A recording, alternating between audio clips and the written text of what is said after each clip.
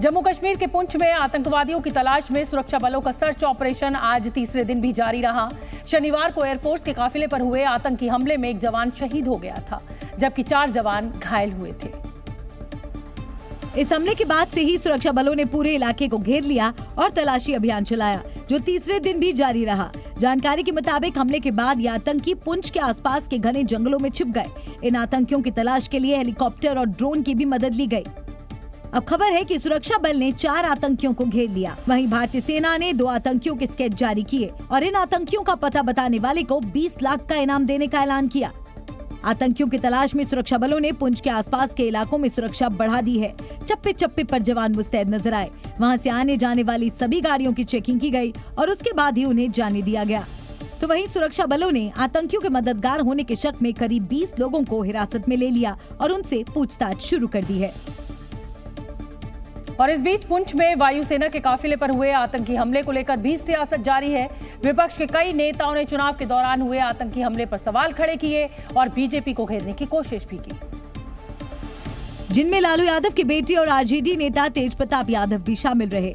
तेज प्रताप ने पुंछ में हुए हमले के लिए प्रधानमंत्री मोदी को जिम्मेदार ठहराया, जिस पर बीजेपी ने भी पलटवार किया। बीजेपी नेता रविशंकर प्रसाद ने कहा कि विपक्ष के नेता हताशा में शहादत पर सवाल उठा रहे हैं।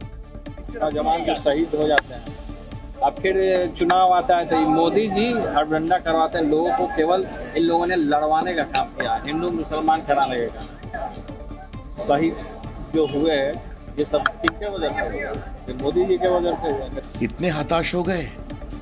कृपया करके जवान शहीद होते हैं, जिसने किया है उसके खिलाफ कार्रवाई होगी, वो खत्म होगा, लेकिन कृपया करके शहादत का मजाक मत बनाइए।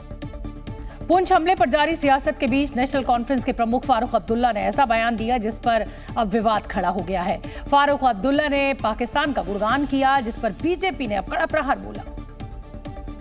पाकिस्तान के कब्जे वाले कश्मीर को भारत में मिलाने के सवाल पर फारूक अब्दुल्ला ने कहा कि वो भी चूड़ियां नहीं पहने हुए हैं और उनके पास भी एटम बम है। फारूक अब्दुल्ला के इस बयान पर विवाद तो होना ही था। बीजेपी ने आरोप लगाया कि फारूक अब्दुल्ला वही जुबान बोल रहे हैं जो पाकिस्तान के नेता बोलते हैं। वो भी चूड़ियां पहने हुए नहीं, याद रखिए। उनके पास भी एटम बम है, ये याद रखिए। और अफसोस यह है कि वो एटम बम हमारे ऊपर ही गिरे। और ये कहते थे, बार बार ये कहते थे कि जिम्मेवार 370 है जो यहाँ आतंकवाद है। आज आतंकवाद नहीं है, वो 370 नहीं है। आतंकवाद है या नहीं है? फारूक अब्दुल्ला साहब ने ये बोला है कि पाकिस्तान के पास एटम बम है,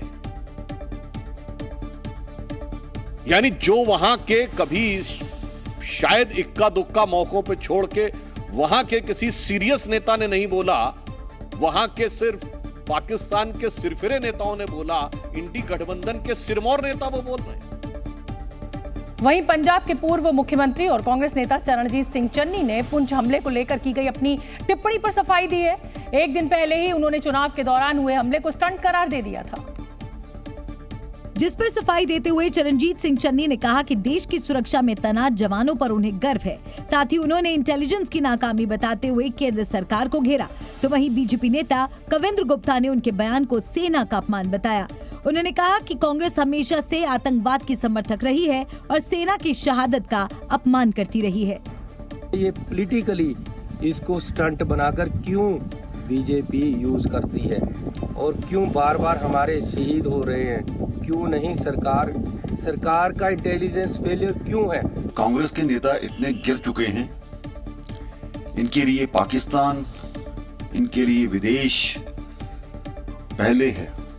पुलवामा अटैक में भी इन्होंने इस प्रकार के सवाल खड़े किए थे, जबकि पाकिस्तान खुद मानता है, पाकिस्तान की संसद में ये बातें हो चुकी हैं कि भारत ने हम पर अटैक किया है।